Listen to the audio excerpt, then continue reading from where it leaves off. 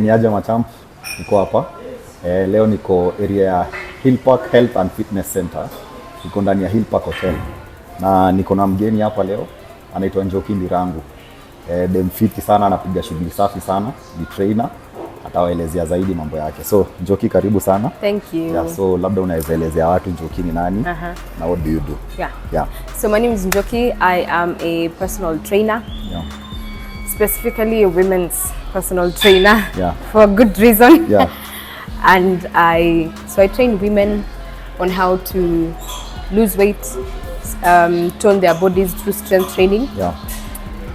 I am also the half of the founder of the booty camp with Wamwere Fitness, which basically is where, so one of the biggest questions that I think every other trainer who's a lady gets in the industry is, how can I grow my bum? Yeah. Your bum, your glutes, everything. Yeah. So we decided to come together and get something. So that's called the booty camp, which we usually do every other month. So every 2 months we have an event. Yeah. If you want to see how the last one went, you can go to my page and check that. Yeah. So that's the most about me. Yeah, and to start, Njoki, if you don't mind me asking, why are ladies obsessed with training their bum? Why not? Men are obsessed with training their chest. So it's the same. Yeah. But I think ladies are more obsessed with training their glutes.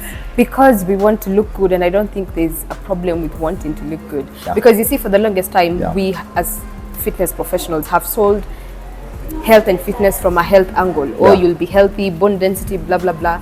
But that's not what our target markets wants to hear. Yeah. And it's fine. We can't demonize anyone for wanting to just work out for aesthetic reasons. Yeah. It's fine. It's fine. Vile mnasikia? Yeah. If you're a lady uko hapo nje, unaweza taka kujua venye unaweza train glutes zako. Glutes kwa wale wajui ni muscles zenye ziko kwa bum. Acha tuseme bum for lack of a better word. Na hiyo ndo specialty actually. Njoki hapa. So Njoki, nimesikia umesema una focus more on weight training. You don't do aerobics. Strength training. I don't. You don't do aerobics. No. Yeah, so and why not, by the way? Because most ladies are into aerobics. Which is kind of the thing we are trying to... if you don't mind, can you elaborate on that? Yeah. So as a fitness professional, you start out doing everything because you kind of think that's where the money is. So I'm speaking from a coach's perspective. Umefanya class ya Zumba, HIIT, aerobics. Umeenda umefanya, and I did all that. I was a space. I used to do Zumba actually. But then it got to a point where I decided this is what I wanted to focus on, because the bodies that women are looking for are in the opposite direction of whatever it is they're doing. So we are full to majak aerobics class na Zumba, but the bodies we're looking for are in the weight training room, but we don't go in there. So what I have really been trying to do for the past, let me say, about 2 years, is to really try and create an environment everywhere that I am that's very safe and welcoming for women, because they need and want to be here, but there are some certain hindrances. The gym is intimidating. Those are just some of the comments that we get. The gym is intimidating, sexual harassment, just getting people who are rude, or just plain fear. Because men have been lifting the weight, so tunafikiria majamaa ndio wanainua chuma. But then we also don't know that toning we want, that flat stomach we want is in the weight room, not in the aerobics class. And don't get me wrong, aerobics and Zumba are fun. Do them for fun. But if you have specific goals to want your body to look a certain way, mama lazima utaingia gym kwa chuma. Vile mnasikia, this is the second chick and I emphasize your story ya weight. Yes. So strength training, weight training ni poa sana. Kama unataka kuachieve hiyo physique na hiyo fear, like watu wa get through hiyo fear ya wanaona watakuwa masculine Njoki, mademo wanaona watakuwa I know where that concern is coming from. Uko na body poa sana na mimi sioni uko feminine, unakaa poa. So mademu wengi wanafikiria wakipiga weights watakuwa na biceps, watakuwa na chest. And I get where that is coming from, because you see, especially in our industry, in the Kenyan industry, and I'm not bashing bodybuilding, but it's okay. That is the side of fitness that is sold a lot. So when you get on social media, when you see fitness, you see bodybuilding, and then automatically you think fitness and weight loss is bodybuilding. It is not. Those women, and I've been there, that's why I'm saying I'm not bashing them, I've been on that stage. Those are women who have dedicated intentionally their time, their lives to look like that. So it did not happen by accident. It's very intentional. It takes time. And it's them who said, I actually want this. And there's a lot more that goes into muscle building for you to look that muscular, you know. So it's not by accident. So don't worry about looking. and of course we do not have enough testosterone to build muscle like you guys. Very in fact, true. it's a struggle for us to Very build true. muscle. Even us guys are struggling. So I don't get it. Why are you struggling? What are you struggling We are with? struggling to put on muscle. Why are you and yet struggling?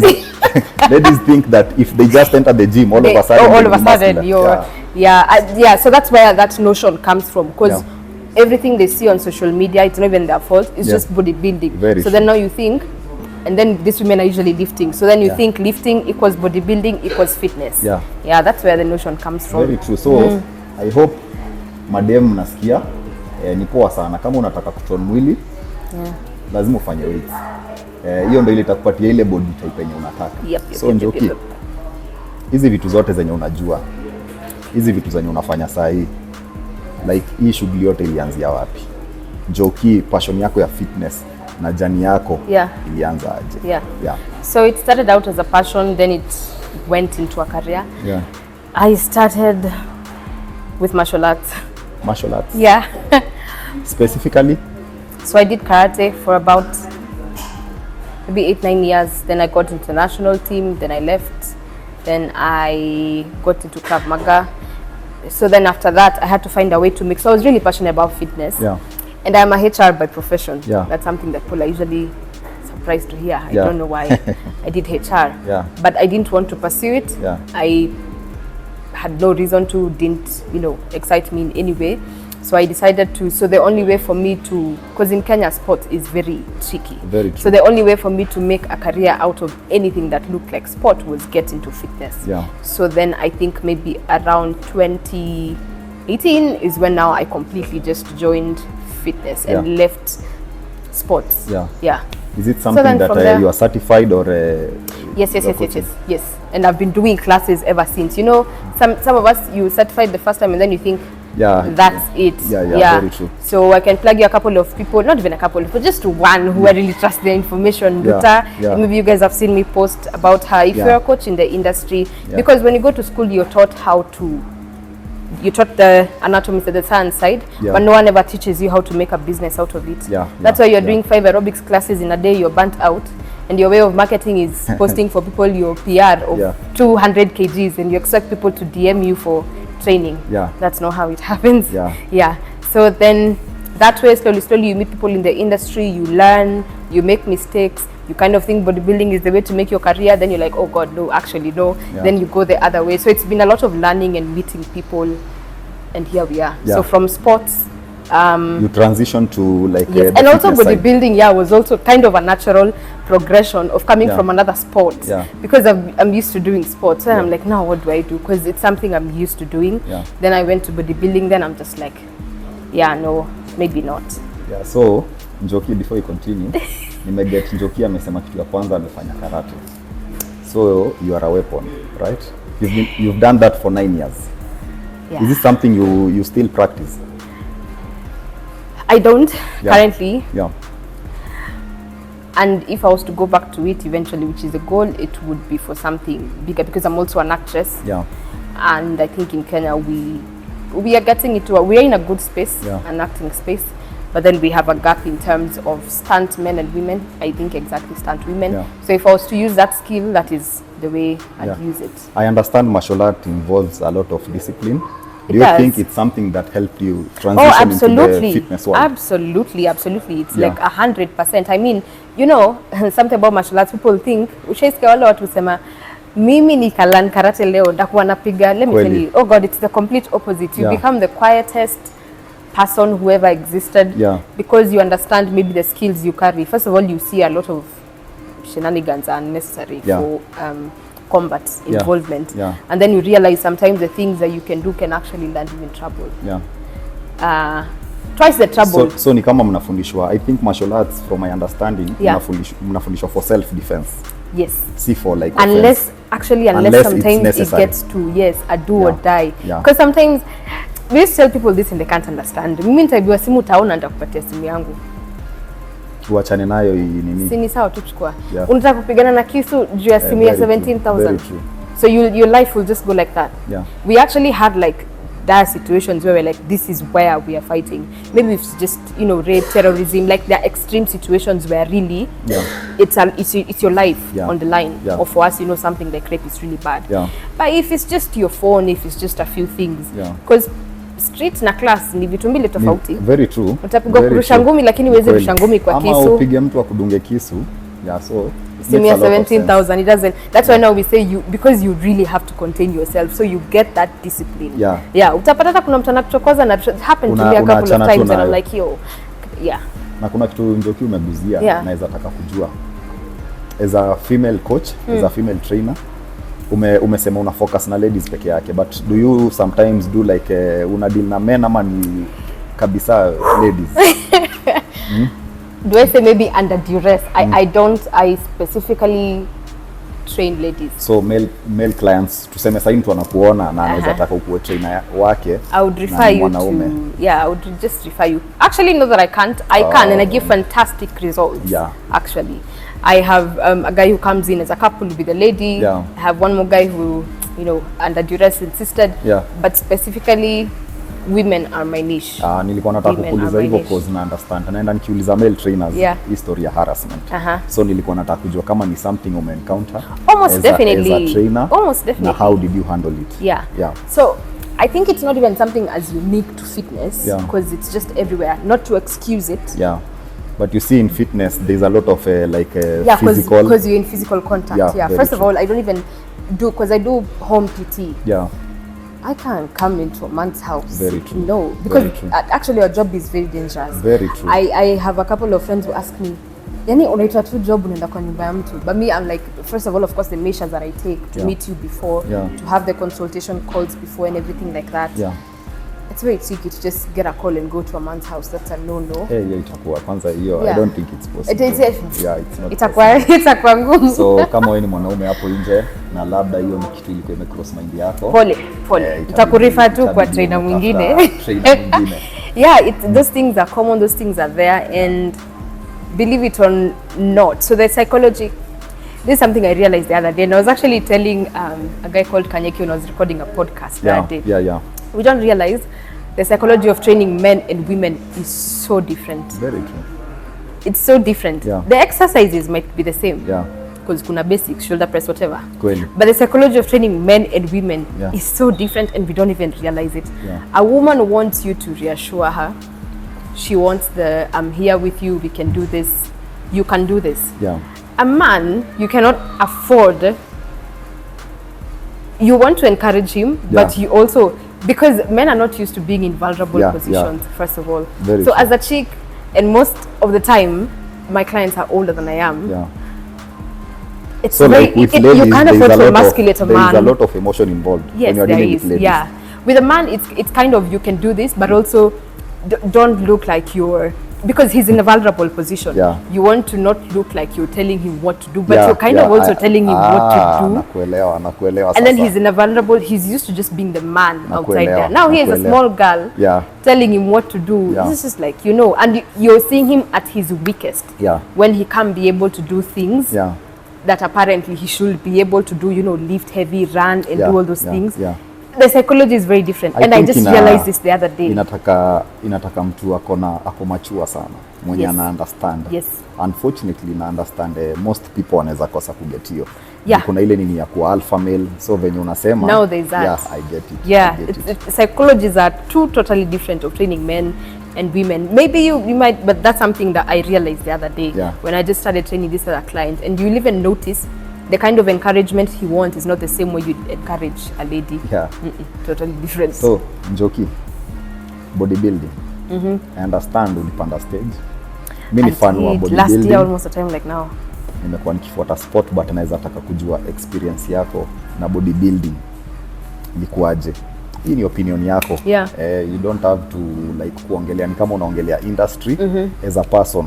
How was your experience? Kwa labda de mwenye anaweza taka kujoin hapo, like we ilikuwaje na ni points gani zenye unaweza sema, like zile challenges ulikuwa nazo, zile benefits uliona. Maybe unaweza elaborate. So it was a really good experience. I'm going to start and say that because naturally I'm an athlete. So nikiingia kwa bodybuilding nilikuwa najua what to expect. I was not coming from a plain blinded, not knowing what is going to happen. I knew it was going to be hard. I've competed in sports that required me to give beyond what I could give. I've been in floors where I've been beaten, broken something, my nails bled, you know. So I kind of knew if it was going to the extreme, haiwezi kuwa mbaya kama kuchapwa kwa ring. Haiwezi compare na martial arts. Haiwezi compare. But now here's the thing. So there was that, the physical aspect. But now the difference with bodybuilding is, unajua kama una train na unakula, una recover. Kweli. Sasa una train but you're in a deficit because you need to lose fat to get on stage. Kweli. I understand inataka nini. I think more than even mental grit, it requires you to have a community, because I see a lot of people talk about mental grit. Yes, fine. But you can't do it alone. I was very lucky to have a very supportive community around me. Because by the time I was deciding to do that show, a lot had happened into my life. I'd moved to a new place. I'd moved workspaces. So a lot was changing at the same time this was happening. So I needed steady support around me. Because lazima uko na wale wase na exactly wanajua kitu unafanya. Kweli. So I had my manager at that place where I was working. I had one more friend, and then I was lucky enough to like get 2 people in the industry to help me. This is how you pose, this is how you do this. So that was, you need support more than pretending you need mental grit. Utakufa kwa peke yako sana. And especially even if at home you're not living alone, you need those people to support you. Because first of all, your diet is off the charts. Hata hivyo ndo nilikuwa nataka kujua like which is the hardest part. Is it the training sana? No, training is not even a problem. The diet is a problem. Because if you're training and you're recovering, you're fine. You're good. It's not the first time I trained for 2 hours, 2.5 hours, that's fine. But unakula, una recover, una nguvu. But now the training and you're not eating enough to recover is a problem. And if you don't have proper guidance, and by proper guidance, I mean everyone can know what to do, but you need a specific coach to guide you according to what is happening to your body. Because your time kuna kwaga na so many things in a change. It's actually a very dangerous place. Because I remember for me when it started to get hard, I started to get sleeping problems. I couldn't sleep. Nisije kwa na issues. Yani ni kama ina mess na immune yako. Si ni kama it does. Me didn't used to get sick. Last year I got pneumonia almost twice. Not almost twice actually. I'm a person who never gets sick. I thank God for a clean bill of health. So my immunity was so messed up. My hormones were kind of just up and down. I didn't used to get bad cramps. These days used to get to a point when I'm cramping kianza tu hivi, I can't go to work. I can't get out of bed. It was that bad?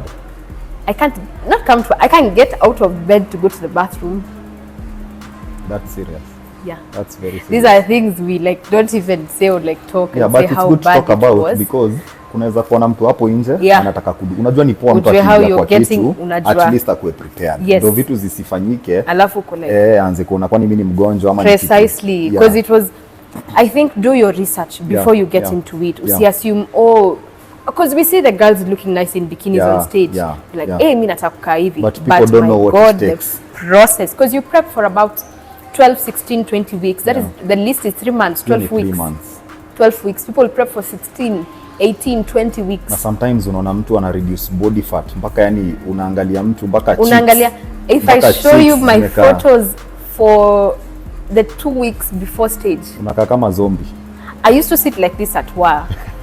Client ananiuliza, uko sawa? Uko sawa kweli? Are you sure you're okay? Like they are very concerned. I'm like, yeah, I'm good. They're like, cause t-shirt hazingetosha. My t-shirts were falling off you could see my collarbones, my cheekbones. You could see you could see every muscle and striations on my shoulders. It's not ideal for a female to be that lean for a very long time, despite what you might see on social media.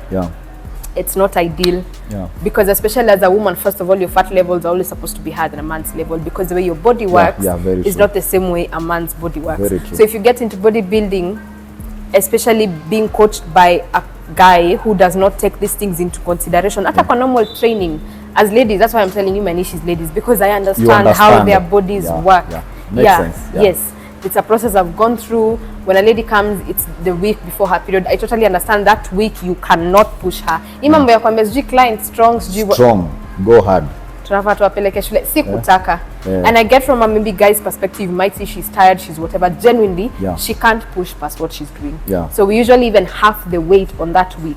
Ama anafanya tu body weight. Akuja tatembe kwa treadmill and the home. So those are some of the things then you have to take into consideration when you're going for bodybuilding. Yeah. So it was a good experience, but you've got to really understand what you're getting into. Yeah. Even just look around and just get the worst case scenarios. Yeah. Because that could be you. Our worst case scenario could be you. See, Very assume true. this happens to other people. Ni vitu zina happen. Sometimes unaona mpaka mtu kwa stage anaanguka. Yeah, so let me tell you, you're usually so dehydrated, because I Yeah. remember when I went on stage, when I got on stage and I started flexing, yeah. I started getting muscle spasms. When I was coming Yeah. out on stage, actually, because I was shaking like this. And I had to be given candy and water because I was so dehydrated. Yeah. Because the week before, it's a whole science of due water and what, depending on the coach who you're with. Yeah. It is so messed up. Your Yeah. body is not supposed to be like that. I had a headache for about a whole week. Hata naweza That's not taka sana ending. kujua Njoki, diet yako ilikuwaje hiyo time? Ulikuwa unakula nini? So I ate the same things for about 12 weeks, breakfast, lunch and dinner. So breakfast I would have about 3 to 4 eggs, Yeah. of which one of them is a whole egg, the other ones are egg Egg whites. whites, yeah. Then I would have oats. I couldn't even stand, I can't stand oats. So Yeah. I found a way to, I started making oat pancakes your time. Ah. So I found a way to make oat pancakes. Yeah. But now you've got to be very careful vitu zenye unaongeza, because then again, even the fruits are limited. You can't have bananas, you can't have mangoes, Yeah. or you have to track them. Yeah. Oh, the tracking was just so annoying. Ulikuwa Because you've got to weigh your food. Ulikuwa na scale ama? Yes. So you weigh, you've got to calculate that kama Yeah. imeingia na zile na nimeambiwa, Kweli. calories umeambiwa, Kweli. grams umeambiwa. Kweli. And then maybe at around maybe 10, I will have an apple Yeah. or a handful, not a handful. Yeah. This part of palm of nuts. Yeah. And then lunchtime, I would have rice and chicken and veggies. And the rice is, not sure if it's like 3 spoons. Na sasa And 100 grams of chicken. haiko ina affect productivity yako It job. would. That's why I'm saying you need a solid Like support for system. 3 months. Is it something unaweza fanya tena? Oh God, no! I love how it look right now. Yeah, you look good. I Would love you it. mind going through the same process again? No, why would I go? Life is good here. Why would I go? So, vile unasikia Njoki akisema, if you are a chick, ni kitu unaweza taka ku experiment, ni poa. It's a good understand. experience, yeah. But I think pia Njoki, Yeah. hiyo inaleta kwa point ya, I don't think watu wana appreciate Yeah. how tough bodybuilding is.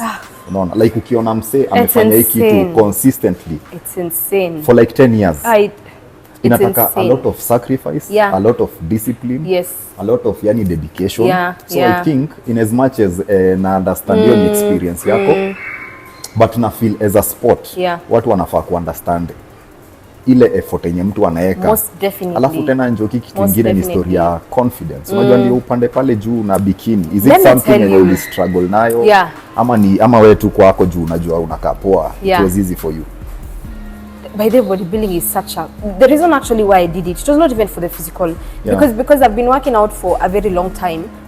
I've never had to struggle with my weight. Yeah. Not because I'm lucky, but because I've been working out for a Yeah, very long yeah, time. So I yeah. didn't have a time At at least it uko na hiyo where I'm background packing ya sports, weight yeah. or anything. Yeah. So I've always had an okay body. Yeah. I've never even been conscious. I isn't do at least G glutes, G nini. Yeah. I've never been conscious about the way I look. Yeah. So standing on that stage to be judged by how you look, at watu wanakuangalia hivyo wanasema unakaa. Kweli. For me that was just the mental, because I was going through some things at that time. Yeah.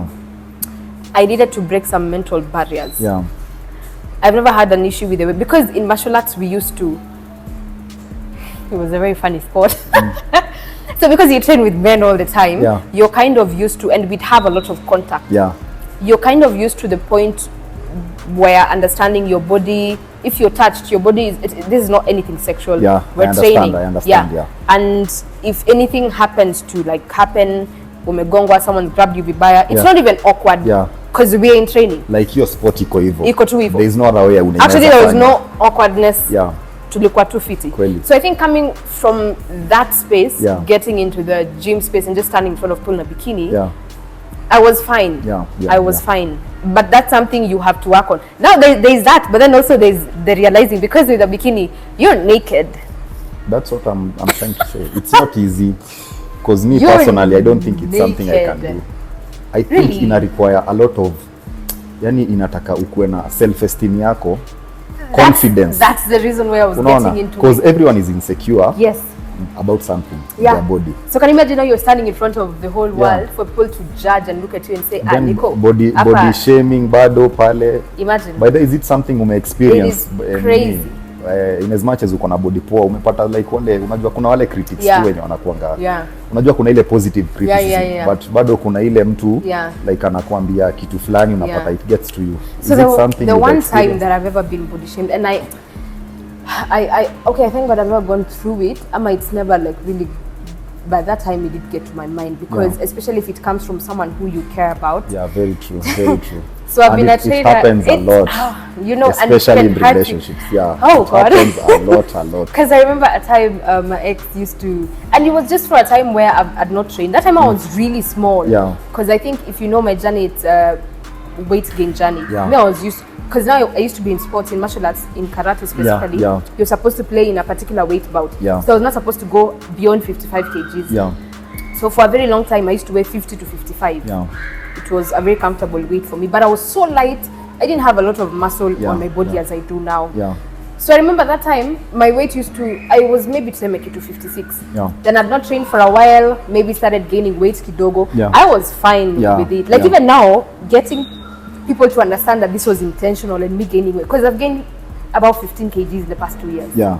And weight gain in women is not very appreciated. Yeah. But you look good. You know, it depends. It depends. How you're gaining weight. Exactly. But still, people who knew you as in a smaller frame will look at you and now may add weight. You know, any change lazima whether umeongeza umedrop lazima tu kutakuanga na mtu pale. It has happened to me pia. Kuna time unapata yani uko na two issues of life like things are not going okay. Umepungua. Then unapata wase wanaanza kuambia ama umekuwa mgonjwa. Ama umekuwa mgonjwa.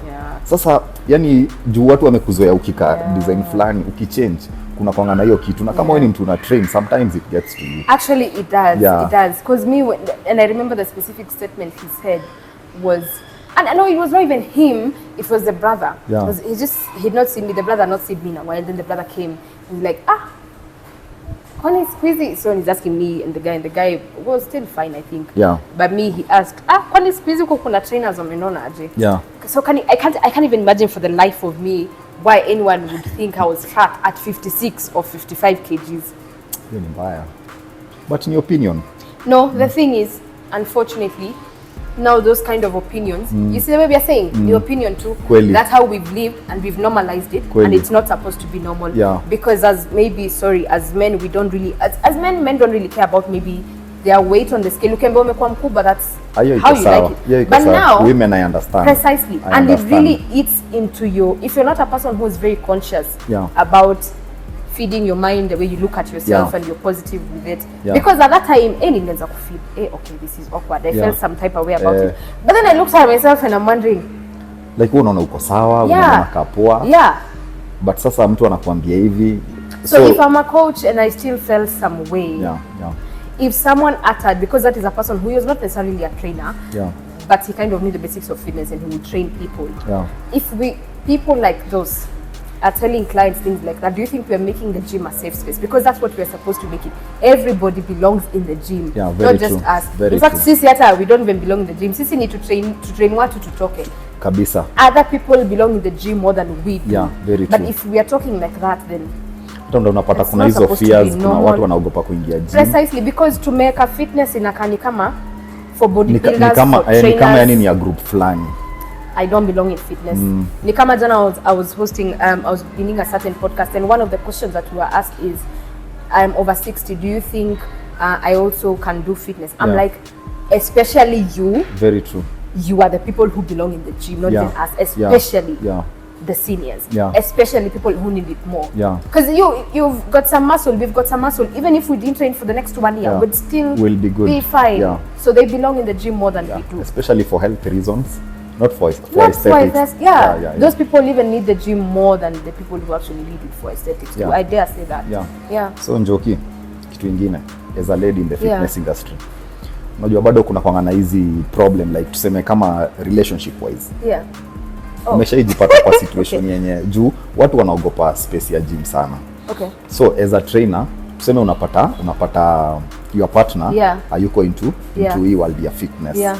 Is it something yenye ume-encounter, yani unafeel mtu yuko comfortable na hiyo job na ile una deal na ladies but bado unaona uko kwa space ya men? I mean, so is it something yenye umepatana nayo ama kwako imekuwa tu sawa?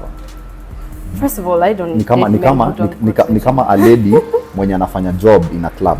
Unaona? There are some guys wenye hiyo yani it's a no. Yeah. So umesema uwezi date mtu aende gym. Why? You've got to be I didn't say not who's not built. Yeah. I said goes to the gym. Who's not active or going to the gym. Taking care of your health in an active way. Yeah. That's very important to me. Yeah. Because then you're able to understand why I am doing this job. Yeah. Because there's also this notion, this is there. Yeah. I mean, you maybe meet a guy who does an 8 to 5 banking. Yeah. Whatever other job, and they cannot for the life of you understand why as a HR you decided to go this route of taking a non-serious career. Yeah. So I would need that part will help you understand why this is a career to me. Yeah. Of course you'll get those comments with some guys are like not comfortable with the guys around you. Yeah, very true. But I feel like majorly it's an insecurity, because why are you insecure about the guys? You're dating me, kwani you're dating the guys. So it's more of my response you should be worried about. Yeah. Insecurity ni kitu ya kawaida. No, but now you need to work on them. We just can't assume that's normal. Of course itabidi umedeal nayo. Hata ndo maana nimekuuliza, na by the way before tuendelee, watu watani blame sana nisipokuuliza hii swali. Uko available ama uko tech? Wenye wanataka kukublame watume kwa DM yangu. Si watume kwa DM. Hii ni swali kubwa sana. So na kama wewe gym usikuje kwa DM. Once and for all, mimi siko kwa hiyo space side. Ama mimi niko available. Unajua tukisema available ina depend what are you of, what's on the table. What's on the table? Njoki anasema it depends on what you are offering. Yeah. Na kitu ya kwanza lazima uko mtu una exercise. Yeah man, if you don't go to the gym, uko active. Ndio muweze kuelewana. Sijasema bodybuilder, unajua naweza kwambia hujashona ujanini. Actually it's funny because most chicks hawapendi watu wenye wako extremely big. Let me tell you that is actually true. They think they think it's the opposite. It's not, because do I need to give you this lesson? It's poor. Ni poor by the way who explain, because hata mimi nilikuwa nafikiria hivyo. But naweza sema ile time mwili yangu ilikuwa poa kabisa, like ile time nilikuwa prime. Nilikuwa napata compliments from guys sana hata kuliko ladies. So that's how it happens. So mimi nilikuwa like siko na get the building and the biceps and the whatever is for your gym bros. It's not for us. Because the way our mind why is that? So this is not even like a fitness thing. This is really just like a psychology thing. Because the way we interpret it is you. Hey, hapa nikiongea nitaka kama I was talking for all ladies. It's okay. Unajua it's your opinion, but kuna mtu anaweza relate nayo.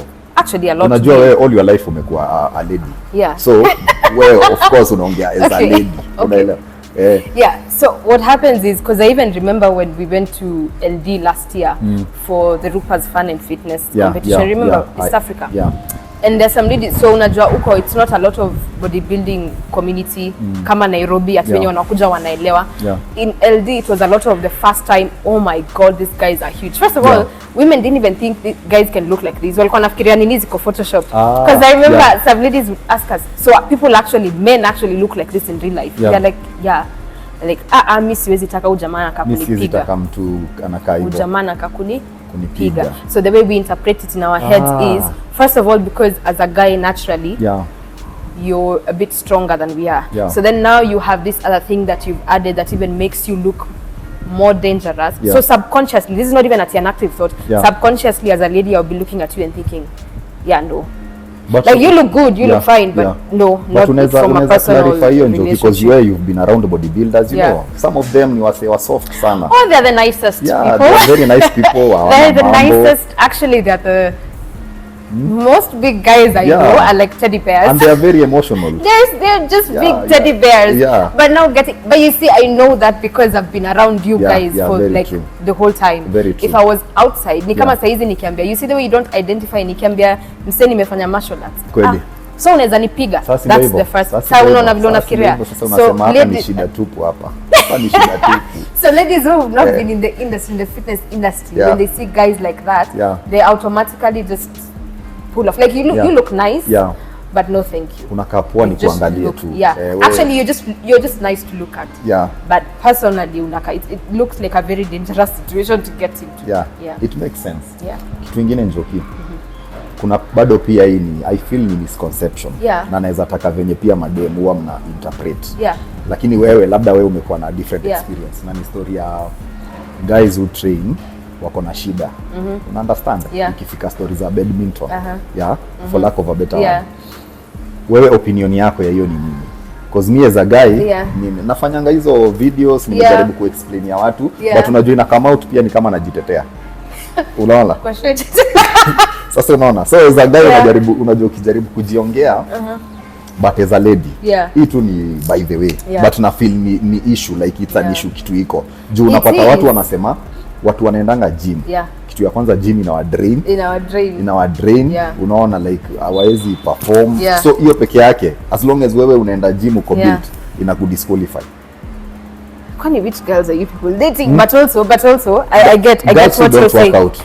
And they are the majority. Poleni. They are the majority. So useme pia wewe sasa nataka uclarify uambie like sasa ni kama nakwambiaje uambie wasi hivyo. So I get where that is coming from. As in genuinely I get where it is coming from because again in this country what we are not, if you're on the outside, like if you're not inside the bodybuilding community, hey, there's a lot you don't know. Vitu mingi sana. There's a lot you don't know. And there's this pandemic that's going on people using steroids. That's not very talked about. Very true. And even now it's getting into the normal gym bro using them. Very true. Na hizi vitu hazifichi siku hizi. And I know that because I've seen like even a friend going to the gym like, yo, you don't need this. Wewe unakula tu na unaenda gym, step on stage. Why do you need this? I think ni pressure tu. So kuna hiyo pressure. So then now that definitely comes with that. Now I get you. It makes sense. You see, it does make sense because genuinely the side effects are serious. They are serious, they are and that's something we're not talking about because of course it's very shameful and it's very, no one wants to admit ati ametumia anything. Imagine wewe ni mkubwa nini. Lakini sasa. And you see that's the reason why ladies are telling you they don't want the big buff guy because they know. So Njoki hiyo inanileta kwa hiyo point ya myths zenye ziko kwa fitness industry. Kitu ya kwanza yenye nataka tuongelee ni story. Hiyo tulikuwa tumeguzia hiyo story ya go hard or go home. Ni kitu imeletea watu wengi sana injuries. Na ni kitu yenye watu wako na ile misconception ya trainer. Like nikiingia gym setting kama hii, naangalia the biggest guy, yani ule msem huge. So automatic nasema like ule ndo trainer cause ako build. Kwanza hapo there is a problem. Sasa unapata huyo mtu hata inaweza kuwa tu genetics zake akopoa. Ametrain, ana information, ana ability ya kufundisha. Actually just because you're big enough doesn't make you a trainer. So unapata akipata client, unapata ile client push na hiyo imefanya mpaka watu wengine wameacha kwenda gym. A lot of people actually. Unapata mtu anasema mimi nilienda gym nikaumizwa, hata siwezi enda job, so mimi na feel hiyo space si yangu. Na kumbe alimit na the wrong person. So unaweza taka tu address hizo myths zenye wewe uko familiar with because umekuwa kwa industry for some time. At least kama kuna mtu wako hapo nje a get, yani ajue hivi ndio watu wengi ufikiria but that is not the case. So there is that mentality na hiyo ndio imefanyika push a lot of people away from the industry.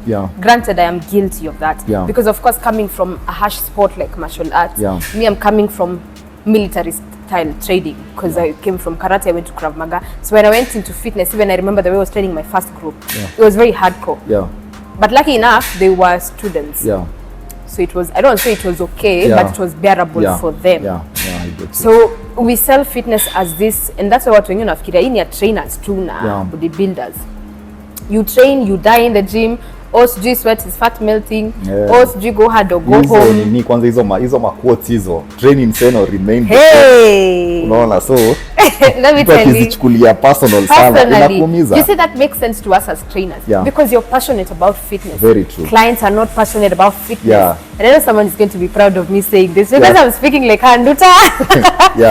Because I used to be in that space until you come to realize, even as a coach, that's why I'm saying it. She changed a lot of even my selling and marketing strategy. Clients when you tuko now, fitness is not their lifestyle. Sisi tunasema fitness is a lifestyle. Fitness is your lifestyle as a trainer. Someone else's lifestyle is accounting. In fact, I feel wako hapa 90% for their health. Na ile labda kurelieve vile tu. Actually, they don't want to be here and they don't have to be here. We have to make it easier for them to. Do you know how we don't know how training is so hard. Like we don't know how hard training is. Because we love because this is our passion. But sasa kwa mtu mwingine, yani yeye hata hataki kukua kwa hiyo space. Ana feel yani it requires a lot of effort. Imagine. Then you as a coach, you're making it even harder for them to be in the gym. You see? So I get where that training style is coming from, but we really need to move away from it, because that's how, again, you've said people get injured. You've trained Monday, you're so as crazy. Tuesday umekuja ukatrain, Monday umetrain legs, huwezi tembea. Tuesday, hata jana nikirecord your podcast, the one I was recording with Vinny alikuwa anasema their client had to refer them to another trainer's client, kumwambia aende home stretch. This is on a Thursday. They train on a Monday. She's not gone to work those days. Hadi imefika ile place ameshindwa sasa, amemwambia best yake, si unaweza ongelesha trainer wako akuje home and stretch. Trainer wako, imagine, can you imagine that situation? You're serious. This person is coming to the gym to be helped. You're sending this person to bed. Yani sasa hata ni kama amegonjeka. Ameomba sick off. Amegonjeka kabisa. Imagine. So we need to get to a space where we understand fitness is not the same for everyone, but it is for everyone. Wewe vile unasikia uko passionate, unaweza score 200 kgs daily. It's okay, wewe fanya mambo yako. But really get to understand when clients are coming to the gym, the ones who want to be there, it's okay. But that's not all they do. You see, tunamka 4 unakuja hapo unachapa job hadi 8 uko kwa gym, ni sawa. Yeye atatoka hapo, they're supposed to go pick their kid in home, take them to school, go to work and go to. How do you expect them to run all those errands? Very true. And finish their day at 8, go back home, pick the kids, and you just tore them in the morning at 5 a.m. So you cannot be selling fitness is a lifestyle. First of all, that's not their lifestyle, and also killing them at the same time. Hii lifestyle itaisha na 2 days. Kweli. So I think kuna hiyo story ya awareness, Njoki, na ndio ile kitu tunajaribu kufanya sasa hivi. Hiyo ndio ile space yenye niko. Juu pia mimi nilikuwa na feel kuna gap. There is, it's actually called an empathy gap. I didn't know about it until I went to class. It's actually called an empathy gap because we treat our clients like children. Sometimes we treat them like we are punishing them for being here. Uni mtu amelipa gym na akakulipa. Why are you punishing them for being here? Everyone does not have to die in the gym for it to be a successful workout. Do we even know that? Si tunassume si asipokufa. Actually, trainers get to this extent where they're like, mi lazima utatui leo, lazima nikumalize. Ni ukweli. And people actually say that out loud. Ni ukweli, but I think the problem ni the psychology bit of it. Unaona, kwa sababu ukiwa as a professional na feel mtu akikuapproach, ndio utrain mtu venye inafaa, lazima pia mkuwe na bond. Understand huyu mtu juu people are different. Unaona, juu na feel kuna wale clients wanaweza go hard, wanataka kupushiwa, but kuna ule mtu mwenye like anataka nini kuwe steady. Na bado kuna wale watu emotional, it's you to have emotional intelligence. Exactly.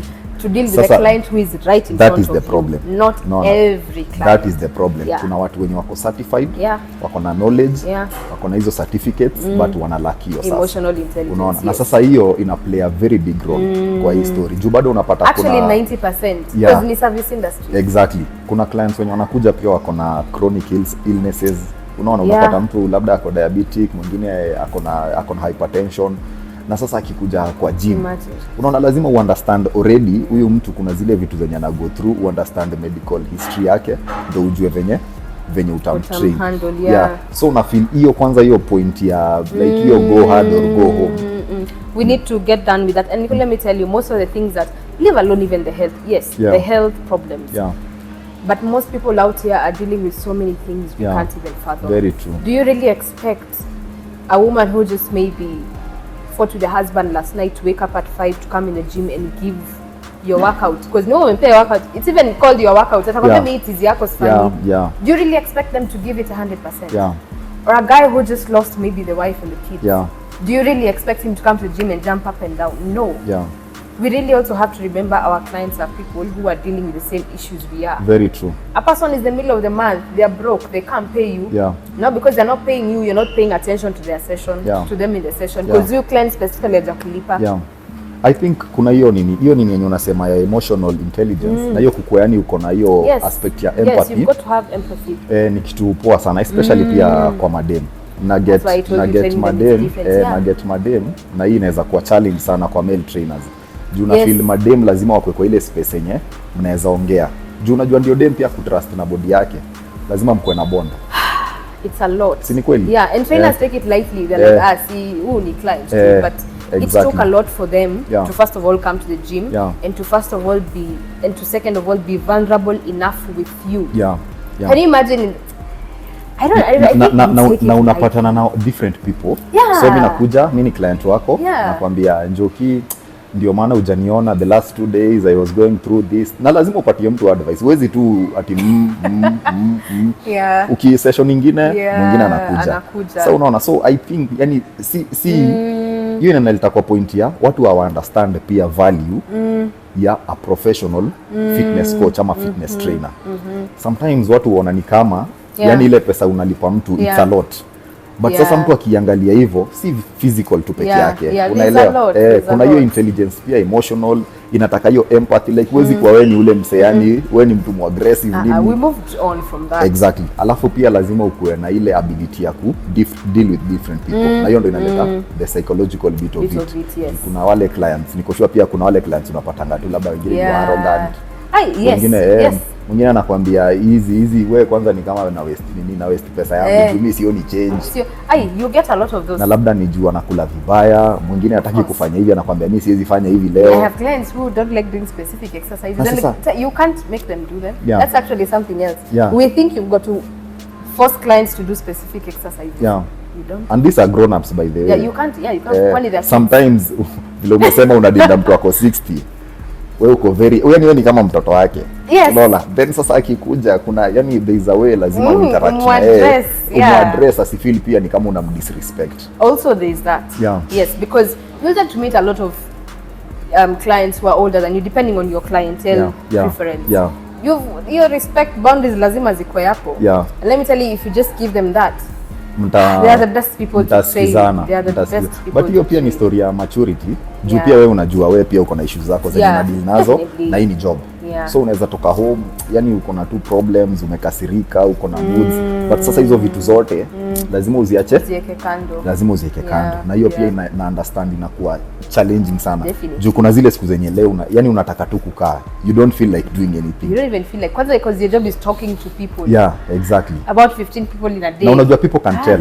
People can tell, wanaweza feel your energy. Unaona? So huwezi pretend, lazima tu ujue venye utadili na hiyo. Kwanza if you're a person who's used to being bubbly. Exactly. Yes, come na tu job high. Kwanza kama personality yako, kwanza people notice where you. Wewe ni bubbly, so mtu atashanga ai. Leo ni nini? Na inategemea na mtu, inategemea na mtu. Kuna ule mtu ataitake positive, ajaribu kujua like what is the problem, kwa nini uko hivi. Na kuna ule mtu atakuwa na like ataona nini unanionyesha moods ama what is the problem. Na ajui it's not personal. Ajui si personal, labda ni vitu na deal nazo.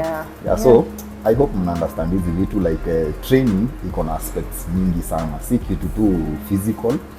Na Njoki kitu kingine pia ni story ya diet. Huwezi ongelea fitness bila kuongelea diet. So to assume client akikuja kwako. Ama hata before nikuulize hiyo Njoki as a person sahi. Diet yako iko aje? Unakulanga meals ngapi kwa siku sahi? Na una snack how many times? Yes, when kujibu hiyo swali because when I answer it immediately naulizangwa, how do you eat this much and you're this small? You see, it's okay kwa sababu unajua mimi sema hizi maswali ama kitu tunajaribu kufanya, unaweza pata kuna mtu mmoja ana relate naye. Unajua bado watu ufikiria trainers wanakulanga ngwashe kila siku. Wanafikiria ni huwezi kula ice cream, huwezi kula nini. So unaona, but the moment unasema mimi ukula hata fries from time to time but na train, yani unaona sasa mtu anaona kumbe pia basi it's something achievable. Unaona ni wase wako normal. Lakini mtu akikuangalia, akiangalia udema kutonda, kuna body poa, anasema sasa hiyo lifestyle mimi siwezi. So ndo maana naulizanga watu yani on a normal day unaweza tuambia meal yako, breakfast yako, lunch, body type ni tofauti. Unaelewa metabolism za wase ni different. Unaweza kuwa unakula but una burn sana. But sasa kwa mtu mwenye anataka yani anataka kujuaje, juu uko na followers, uko na fans, Njoki anakulangaje. Unaona? So hii hata nikifuata tu stories utaona right from breakfast. But niliambia inakaa movie. Anyway, so in the morning I'll have my fast. So I have about 1, 2, 3, 4, maybe 5, 6 meals in a day. That's including snacks. I have my first meal at 4:30. 4:30 in the morning. Unaamka mapema. I wake up at 4. Every day. So I wake up at 4. I have my first meal at 4:30. That will probably be, it's usually the standard. It's either Weetabix. Eggs is a constant. That one has to be there. Unless I'm having maybe something like burgers for breakfast, which I do. From time to time. Okay.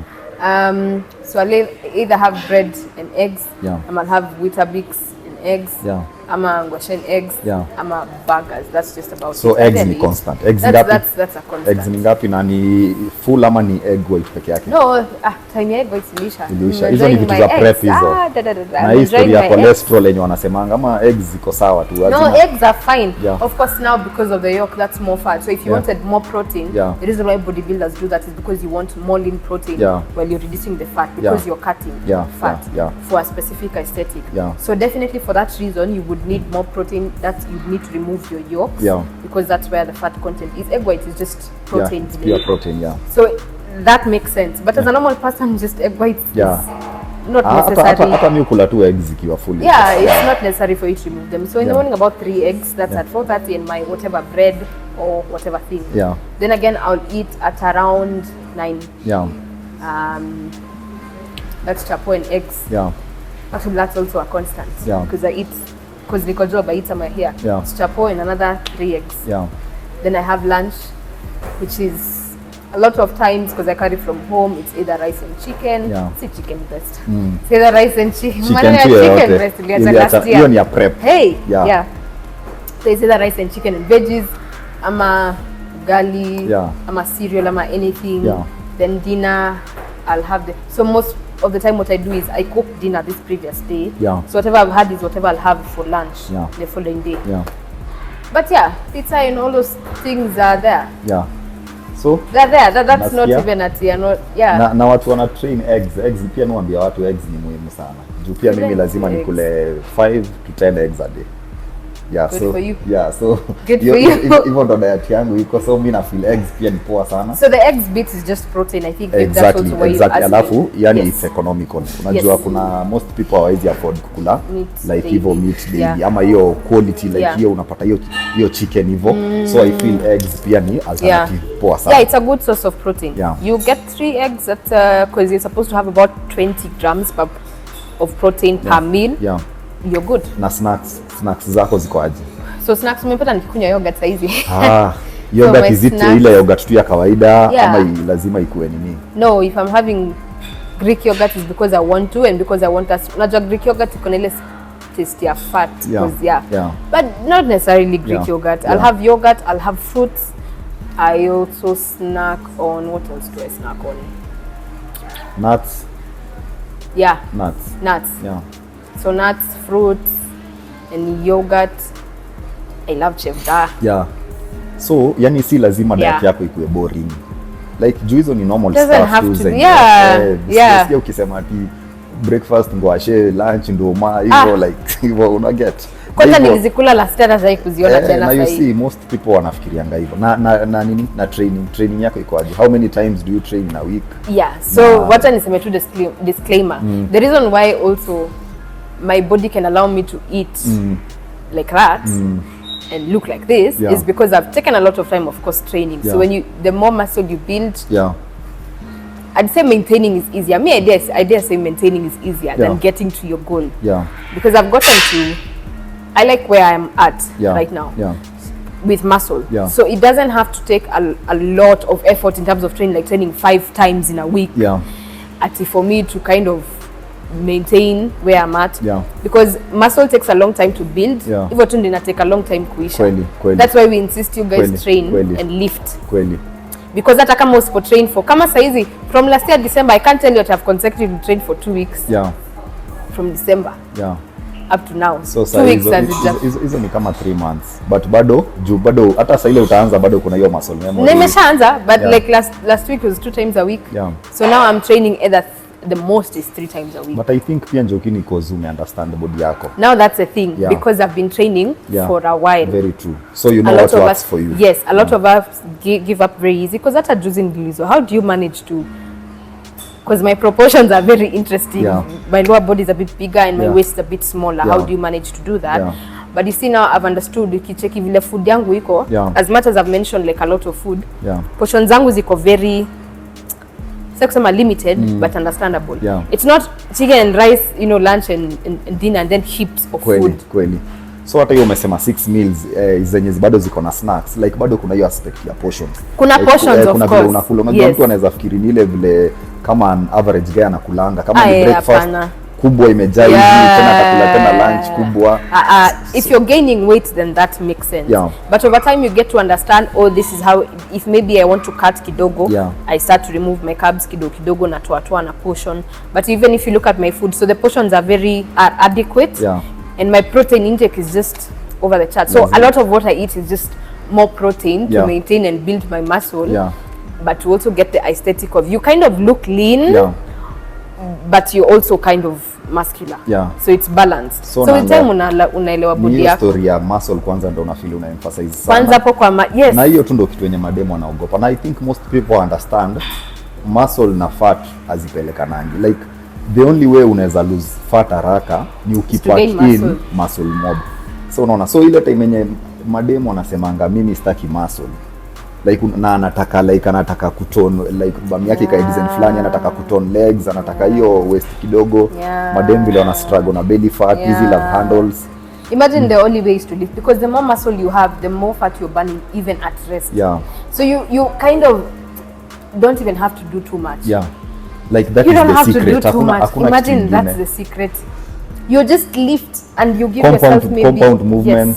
You give yourself maybe a good 6 months to 1 year of proper lifting or build to your frame unataka.